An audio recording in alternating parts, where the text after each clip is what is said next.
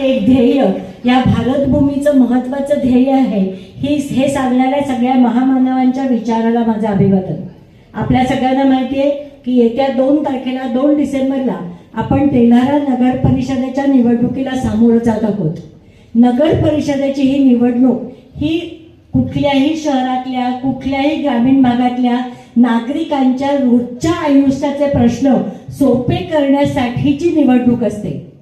आपल्या रोजच्या आयुष्यामध्ये आपले त्रास काय असतात? बाया रोजच्या ठराविक वेळेला नियमित पाणी आलं की खुश असतात। कचऱ्याचं व्यवस्थापन असलं की त्या शहराबद्दल आपल्याला अभिमान वाटायला लागतो। रस्ते चांगले असले, त्याच्यावरती खूप खड्डे नसले की आपल्याला असं वाटतं की आपण खूप चांगलं आयुष्य जगतोय।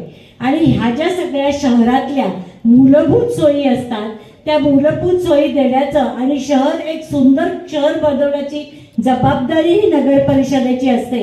आणि म्हणूनच नगर परिषदेची निवडणूक ही आपल्या सगळ्यांचं लाडकं तेल्हारा एक छान टुमदार शहर व्हावं याच्यासाठी खूप महत्त्वाची निवडणूक आहे। आणि या निवडणुकीसाठी वंचित बहुजन आघाडी, शेतकरी पॅनल, तेल्हारा विकास मंच ह्या 3 संघटना एकत्र येऊन आपण एक पॅनल करून निवडणूक लढवतो।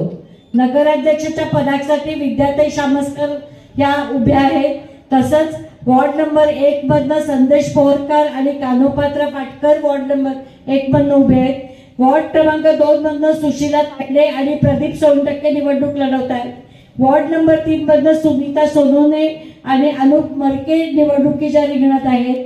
वॉर्ड नंबर 5 मधनं सलीम युनुस उभे आहेत आणि वॉर्ड नंबर 6 मधनं कल्पना इंगळे आणि सूरज भिमराव खरोडे निवडणूक लढवत आहेत। माझी आपल्या सगळ्यांना विनंती आहे की येणाऱ्या 2 तारखेच्या निवडणुकीमध्ये वंचित बहुजन आघाडी, शेतकरी पॅनल आणि तसंच तेल्हारा विकास मंच या 3 संघटना एकत्र येऊन जे निवडणूक लढवत आहेत त्या सगळ्या उमेदवारांच्या पाठीशी आपण ताकदीने उभं राहायचं आहे। आणि त्या सगळ्यांनी मला सांगितलं की ताई आम्ही एकत्र एकाच कारणाकरता आलो, ते म्हणजे तेल्हारा शहर हे अतिशय चांगलं शहर व्हावं अशी आमच्या सगळ्यांची इच्छा आहे। आणि निवडून केल्यानंतर आम्ही शहराच्या विकासासाठी काम करणार आहोत, त्याच्यामध्ये कुठलेही मतभेद असणार नाहीत आणि केवळ आम्हाला त्याच एका जिद्दीने आम्ही याच्यामध्ये उतरतो।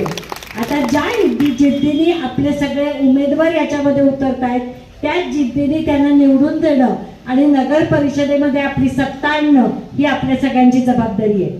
माझी तुम्हाला सगळ्यांना विनंती आहे की 2 तारखेला जिद्दीने बाहेर पडा। प्रत्येक ठिकाणी प्रत्येक उमेदवाराला पोहोचणं शक्य नाही।